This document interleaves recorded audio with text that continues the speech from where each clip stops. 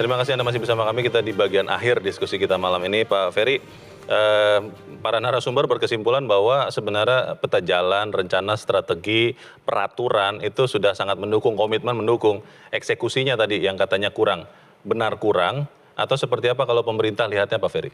Jadi kalau kami ngelihat semua tadi ya, mulai dari kebijakan, regulasi, kemudian reward and punishment itu sebenarnya sudah ada Pak Leo ya. Yeah. Tinggal mungkin tadi sebenarnya waktu diskusi pun, jadi contoh kayak tadi ya reward punishment gitu ya. Jadi di samping kayak daerah tadi untuk memberikan insentif daerah mengenai lokal konten tadi atau TKDN tadi ada insentifnya.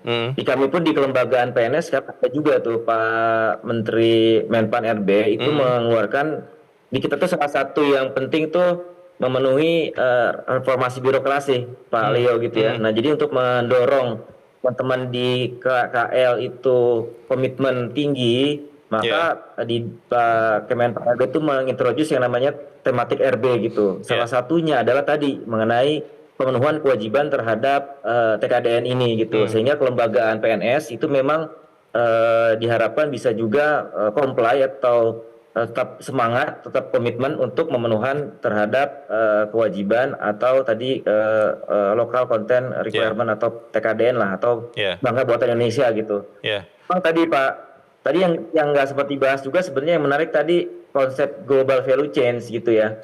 Bahwa dimanapun kita perlu menempatkan diri gitu ya. Kita nih punya daya saing di komoditas yang mana gitu ya.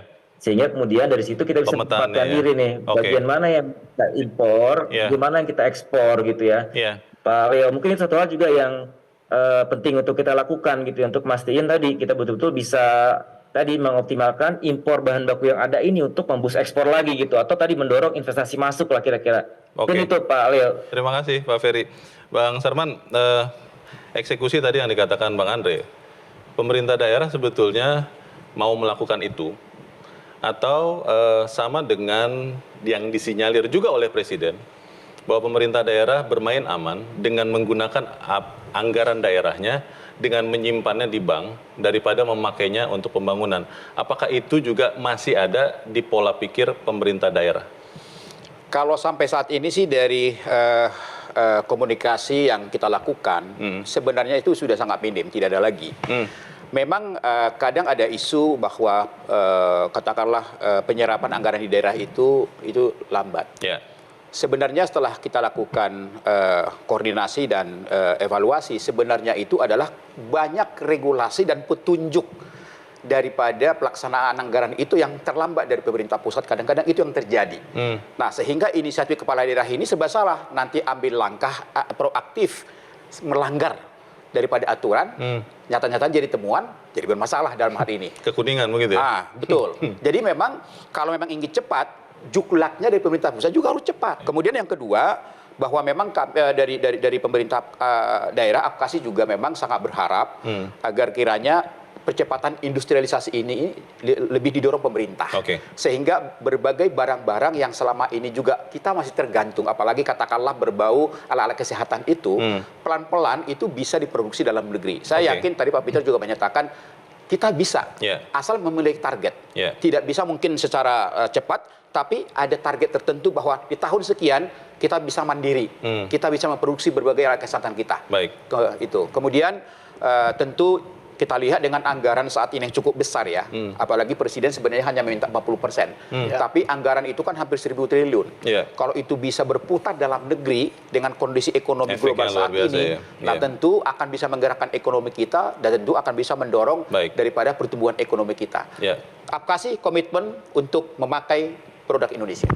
Bang Andre, apa dong yang harus dilakukan? Anda kan jadinya jangan kemudian seperti Presiden yang kemudian sekedar gusar tapi tidak ada tindak lanjutnya atau tidak memastikan bahwa ada koreksi setelah kegusaran itu disampaikan. Apa yang bisa dilakukan termasuk juga untuk pemerintah daerah? Kalau kami di DPR pasti terus mengawasi. Contoh ya, di DPR itu 1-2 minggu ini kan kita lihat bagaimana Menteri Perdagangan melakukan razia soal thrifting.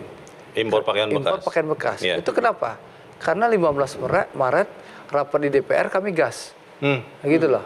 Untuk tidak boleh lagi? Ya karena kan impor pakaian itu, jadi gini, impor pakaian ilegal saja yang masuk ke Indonesia itu sudah merugikan negara 35 triliun. Oke. Lebih kurang. Impor pakaian baru itu ya? Baru. Baru tapi ilegal? Total ya. Nah, yang bekas stok itu 9,7 triliun. Oke.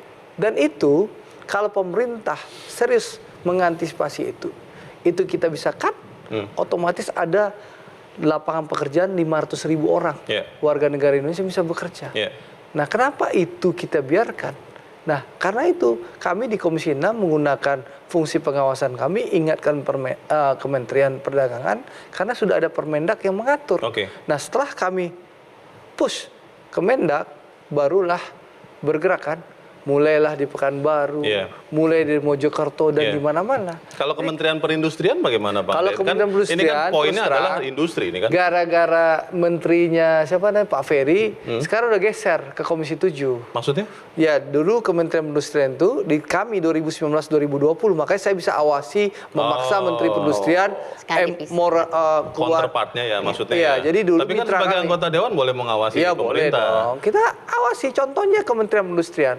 Kita ingatkan Kementerian Perindustrian soal impor kereta bekas dari Jepang. Ya. Terima kasih Bang Andre. Bu Sinta, kira-kira apa sebetulnya yang paling mungkin bisa dilakukan segera untuk benar-benar mengurangi mentalitas suka impor dan tidak mau kerja keras karena harus membangun industri, Bu Sinta? Ya, jadi memang kita mindset memang kita harus memang clear ya bahwa kita juga berani, tadi dikatakan pasti bisa kalau mau, kemampuan kita untuk bisa produksi dalam negeri. Jadi ini kita mesti melihat dari spektrumnya, sistemnya. Jadi berarti industri hulu maupun hilirisasi ini kan harus jalan. Jadi kita kembali lagi kepada investasi. Gimana caranya bisa mempercepat atau akselerasi daripada investasi industri hulunya. Apakah itu dengan teknologi, dengan pembiayaan dan lain. Dan tentu saja ini kita harus bisa berdaya saing.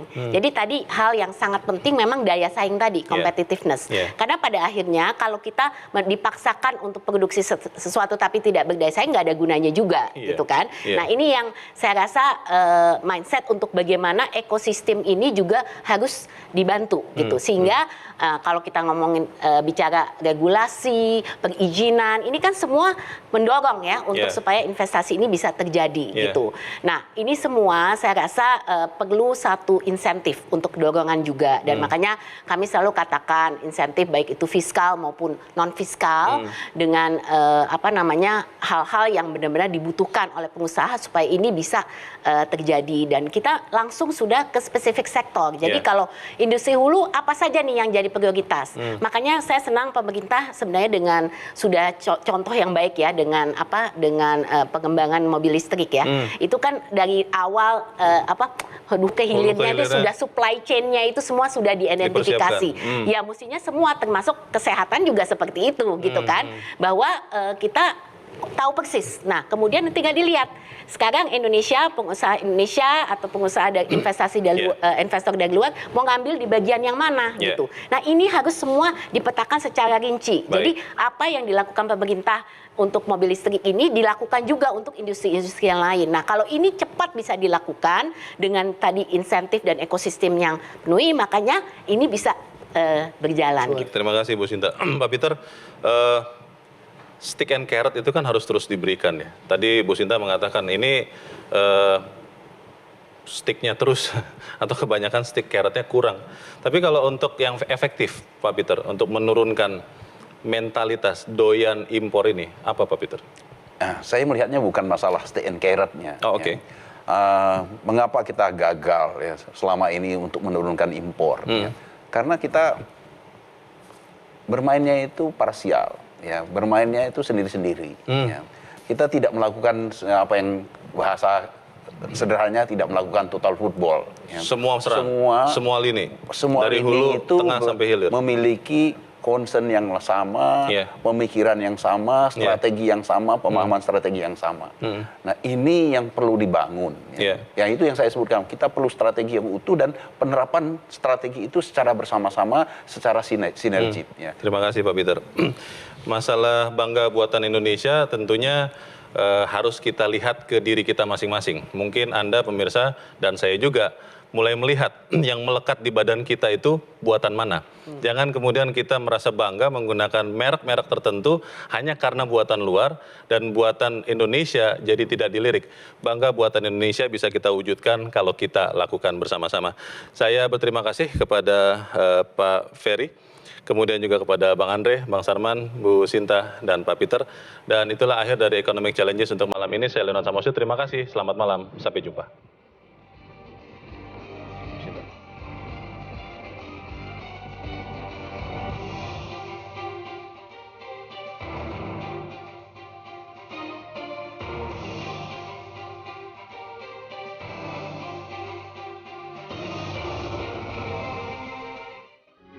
Metro TV